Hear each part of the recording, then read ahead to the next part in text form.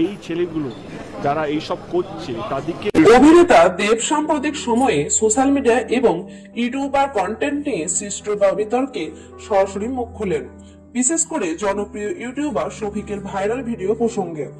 দেব স্পষ্ট করে বলেন যে বর্তমান সময়ে সোশ্যাল মিডিয়ায় যা কিছু তৈরি ও প্রকাশিত হচ্ছে তার উপর একটি নিয়ন্ত্রণ থাকা আবশ্যক, কারণ সবকিছুর একটা সীমা থাকা দরকার।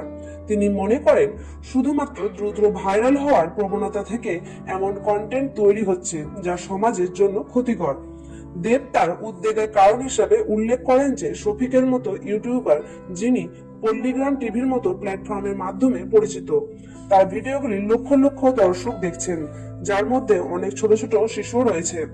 তার প্রশ্ন ছিল, যেসব কন্টেন্টে অনেক সময় বিতর্কিত বা অনুপযোগী উপাদান থাকে সেইগুলি দেখে বাচ্চারা বর্তমানে কি শিখছে এবং এই প্রবণতা সমাজকে কোন দিকে নিয়ে যাচ্ছে। অভিনেতা হিসাবে দেবের এই মন্তব্য মূলত সোশ্যাল মিডিয়ায় কন্টেন্ট ক্রিয়েটরদের নৈতিক দায়বদ্ধতা এবং দায়িত্বশীলতার অভাবের দিকে আঙুল তোলে। আপনি শফিককে নিয়ে কোনো মন্তব্য করতে চাইলে নিচে কমেন্টে অবশ্যই করুন।